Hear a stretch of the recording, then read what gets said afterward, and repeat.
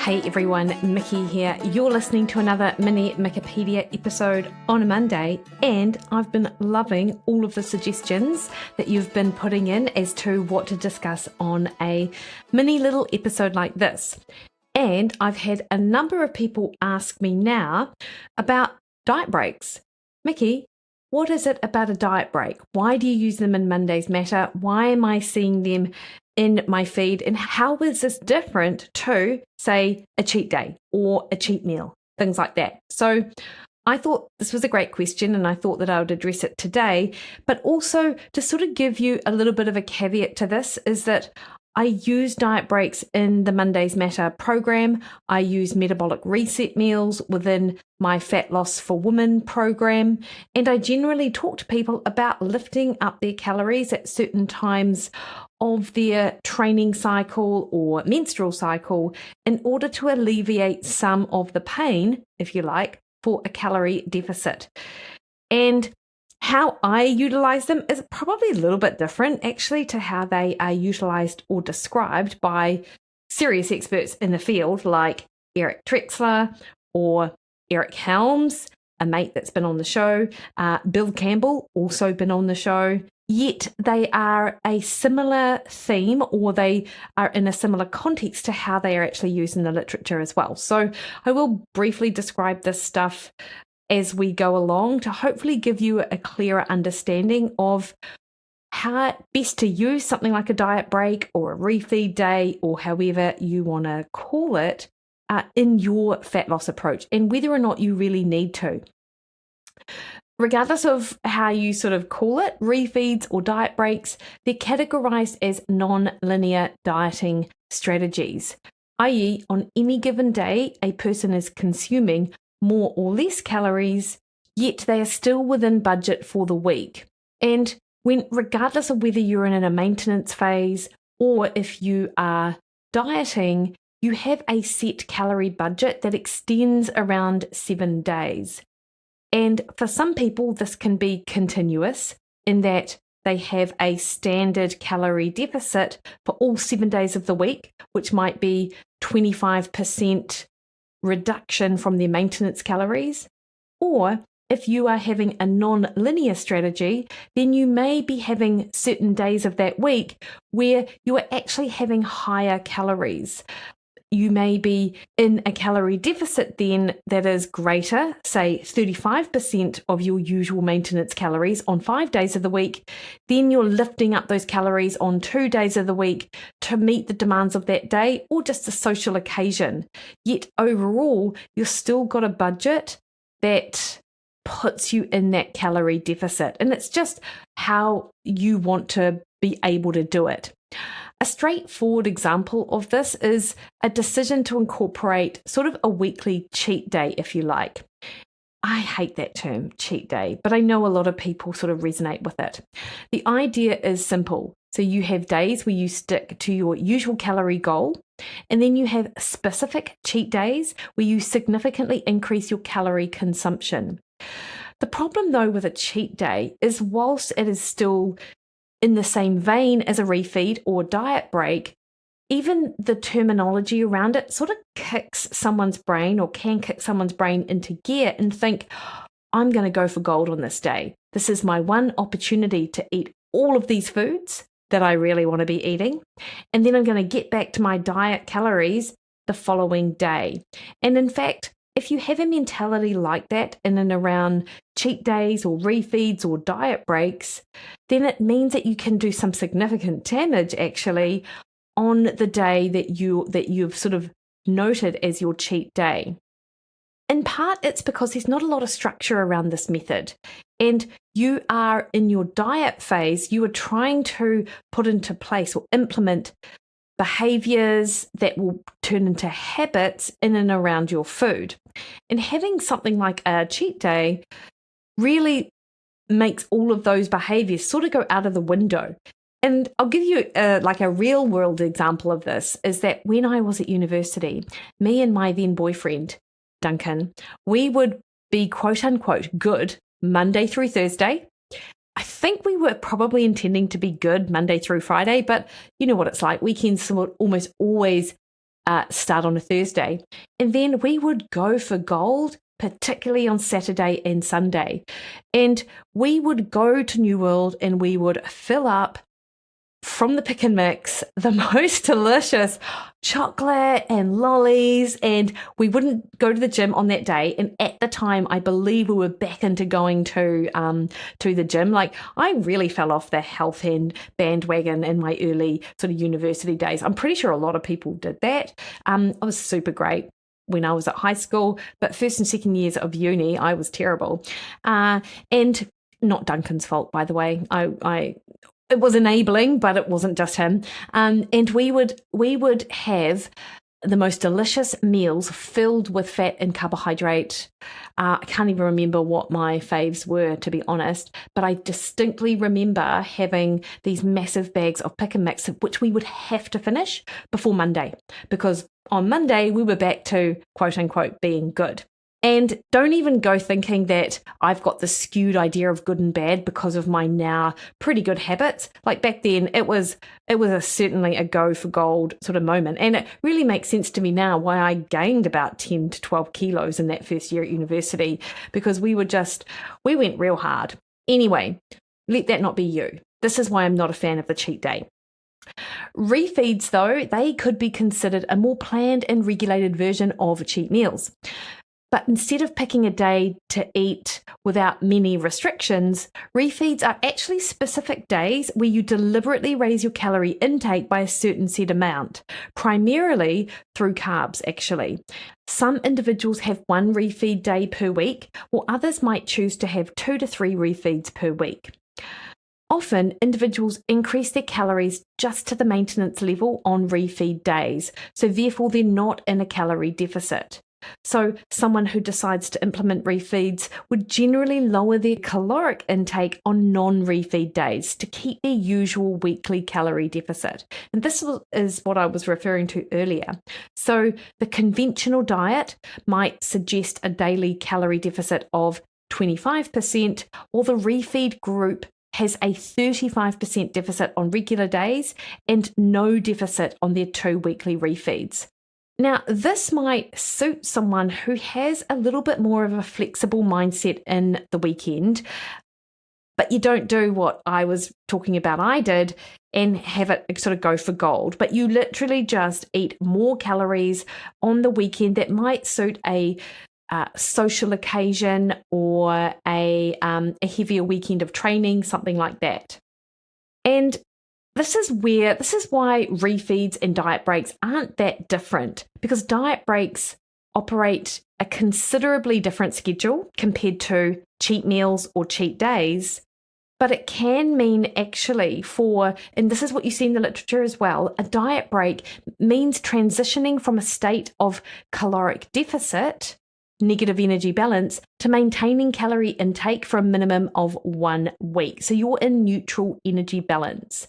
And whereas a refeed, you are restructuring calories across a week, but you're still in a calorie deficit, a diet break essentially is taking you back to maintenance calories across a certain period for a minimum of 1 week. And this is how they're differentiated in the literature. Occasionally, dieters might get tired of their regime to just continually be in a deficit, and they may want to take a longer diet break that can last anywhere from 1 to 2 months. And this can actually work really well in the real world situation for anyone who has a longer lasting weight loss goal. Yet they may be going on holiday for 5 or 6 weeks. They might be coming up to and wanting to do an event which requires heavier training. So they may be going into a key training phase for a triathlon or for a marathon, where the recovery aspect of their nutrition is even more important. Also, some other dieters might employ diet breaks in a more cyclical manner. So they may repeatedly switch to 1 to 3 weeks of dieting, being in a negative energy balance, and then doing 1 to 2 weeks of a diet break where there's that neutral energy balance again. For example, there are some women who really struggle in their luteal phase of their menstrual cycle, and they may have a period of 5 or 7 days where their cravings ramp up, their mood is irritable, and they just feel that that the added stress of a calorie deficit is just too much for them to handle. And in that instance, you would want to come out of your diet and take a break from it and go back to your maintenance calories. So you've got more calories to sort of work with. Notwithstanding that, particularly for some women, their energy expenditure does increase as well. Now, this is an individual factor, and most women will get an increase in energy expenditure in the luteal phase, the extent to which, of course, unless you were using doubly labeled water to measure exactly what that equates to, it's going to vary woman to woman. And you see in the literature, if I've got my numbers sort of right, this is sort of off the top of my head, it's anywhere from 89 kilojoules 89 calories, which isn't that much, up to about 250 to 300 calories, which is quite considerable. So for anyone who struggles in their luteal phase to really adhere to a diet, they are way better off taking a break from that diet, shifting back into within maintenance calories and just riding that out. Because the flip side is if you continue to white knuckle that luteal phase and you're really struggling, there is more likelihood of just going completely off kilter and eating way more than what you otherwise would, and eating way more foods that will just contribute to increased bloating and premenstrual symptoms, which also play into that sort of luteal phase space. So instead, if you plan a diet break and you make deliberate and considered choices about additional calories, then you are much more likely to be able to stay the course and not go sort of dive headfirst into a big box of chocolates that you wouldn't have otherwise eaten. And with this sort of diet break strategy, this then extends the period of the entire diet. So instead of doing that traditional sort of dieting straight for 6 or 8 weeks, someone who employs a diet break strategy every couple of weeks, their dieting phase might last for, 12 or 16 weeks. Same number of weeks spent dieting, but you've got those set sort of weeks put in there to account for being at maintenance calories. And you can tell, of course, by the way I'm talking about this sort of diet break strategy and talking about calorie deficits and maintenance calories sort of does require you to have an awareness of the calories that you're trying to follow, and really does work best if you're someone who tracks your calories, weighs your food, and is all over that kind of data. It isn't essential though, or compulsory, because in the way that I use it in Monday's Matter is just adding more food to the meals that we already eat. So on a diet break weekend, because I do a diet break for 3 days every fortnight, which yes is probably it would be more correct to call it a refeed, but I've just called it a diet break, where we just add carbs to each of the meals that are already in the plan for Monday's Matter. So instead of it being this free-for-all and you're having a diet break weekend, or you're having a cheat meal and you're just going for gold, we've made deliberate decisions to up calories on each of the meals. You are getting a meal where you enjoy whatever you like within that diet break period as well. And the focus on that particular meal, it's not a cheat meal because you're not cheating anyone. So why would you call it that? But you are eating in a way that is consistent with the habits and behaviors that we're trying to instill. So you're eating to feel satisfied and not stuffed. You're enjoying the food. You're constantly sort of tapping into those hunger cues to establish whether you are satisfied, whether you could eat more, or whether you're good. And the thing is, with these kind of metabolic reset meals that are part of the diet break, it's recognizing that there is no one meal or one food that is really going to make or break it, that we can totally enjoy these types of foods as part of our overall dieting strategy, which then means that no food is really off limit. Of course, food sensitivities and intolerances aside, and you really do need to be cognizant of how food affects you in that mode. But hopefully what this does is it just takes the guilt out of eating like this out of it for so many people, because it is the guilt and the shame, or this idea that you shouldn't be eating these foods, that then leads almost paradoxically to people overeating and over-consuming, because we get so fixated on the idea that we've been bad or naughty or we've done something wrong that we might as well, we'll bugger it, we've blown it now, so we may as well just go for gold and then start again on Monday. And I certainly know that was the mindset that we used, or we had when Duncan and I would just eat those big sort of pick and mix lollies and watch movies. It was like, how many of these can we possibly consume? Because we cannot eat them on Monday. They're gone. And that's definitely a mindset that I know that people have, and understandably so. So nonlinear dieting strategies, then, they are some sort of continuum. Diet breaks typically involve extended periods, more dietary control, and smaller upticks in caloric consumption, because in the literature, they're typically sort of 1 week and beyond. Whereas in Monday's Matter, I use that sort of almost refeed strategy, where for 3 days, they are very brief, or for 3 days, which isn't a long period of time, there is an increase in calories, but it's still a bit of structure around them. Whereas what people would call a cheat meal or a cheat day, these are very brief. It's 1 meal or it's 1 eating period.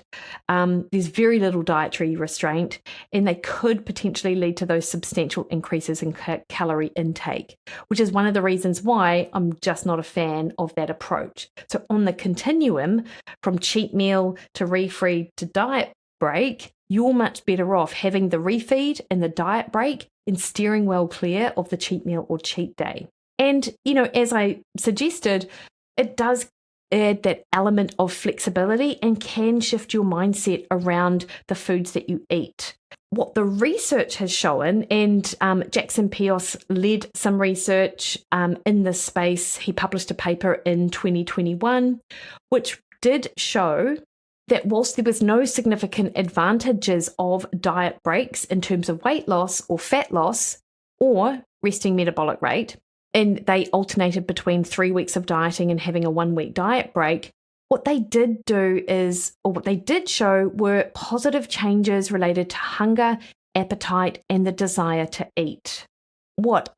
Another paper by Bill Campbell, as I said, he was a guest on the show, it showed again there was no significant advantage with weight loss or fat loss. There was less dietary disinhibition from the people who employed the diet breaks. And dietary disinhibition is described as a behavioral sign of losing control over eating. So if you reduce the presence of that, it means you've just got more control. People feel more confident about those food choices within that diet break strategy, because that's what you really want to do. Whenever you were trying to lose weight, ideally, you would be wanting to lose weight for good, and you will be utilizing strategies and actions or behaviors that will then become habit over time. So you're starting to ingrain these new habits. So any sort of diet break strategy or refeed should really just be an extension of that, where you're just eating more calories, but you've still got that structure. You're not mindlessly and willy-nilly just grabbing food whenever you get it, because this is your one opportunity. So the fact that the study by Pios and Campbell found that people were more satisfied, that their hunger hormones dropped, they felt like they got the psychological break from a diet, and they were still in control. It does tell you a little bit about how these diet break strategies could be helpful for that long-term diet adherence and continuing to allow someone to practice those habits and behaviors that they want to be adhering to long-term. And Eric Helms definitely describes a diet break or a refeed day like that too, that it is that opportunity to practice maintenance calories. So often we are either on a diet or we are off a diet. And there is just no in between for some people. And even when someone is off a diet, generally speaking, they may try to employ some sort of dieting strategy like extended fasting or under eating. And then the flip side is that they then overconsume later on that day or later on that week. And so they're in this constant cycle of under eating, overeating, and never quite establishing a middle ground. What I would say, though, with the diet break strategy is it isn't necessarily that any food is on the cards for some people, because some people really do have foods that will trigger their appetite and make them eat more. And I think this needs to be acknowledged more in this food environment where you always hear that there is no bad food. And to be fair, for some people, there just really is. And these are these foods that will just trigger them to overeat.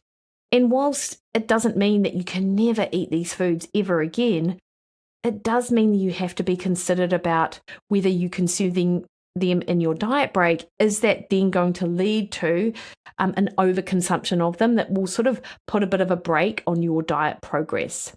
So do be mindful of those foods when you have a diet break. I mean, ideally, it would be great if you could eat whatever you liked.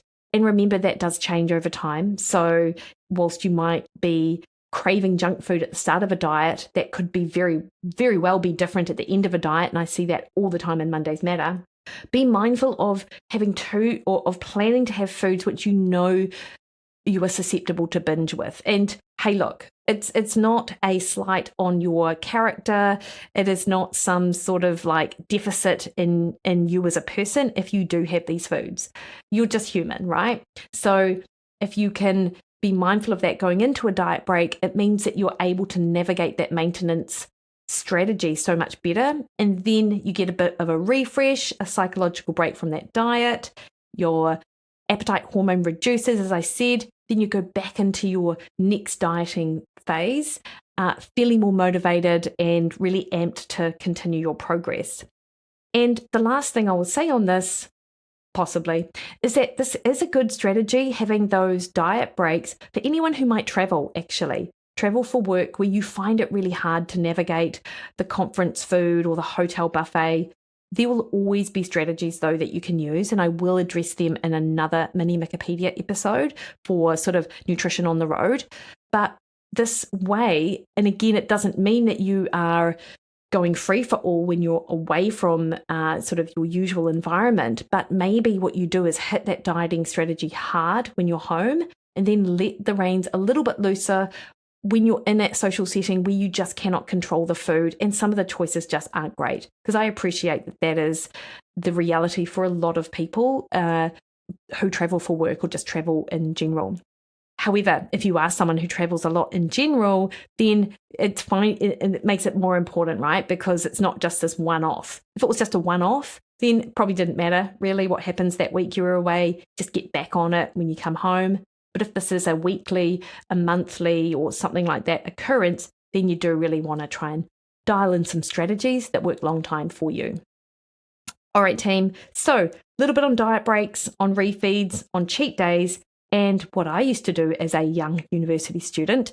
I'd love to hear from you, any feedback, any ideas that you would love to see for Mini Mikkipedia as well moving forward, or anyone that you want to see me interview on a Wednesday episode, that would also be grand. You can catch me over on Twitter and Instagram at Mikki Williden, on Facebook at Mikki Williden Nutrition, or head to my website, mikkiwilliden.com, book a call with me, and we can chat about how this might work in your life. All right, team, you have a great week.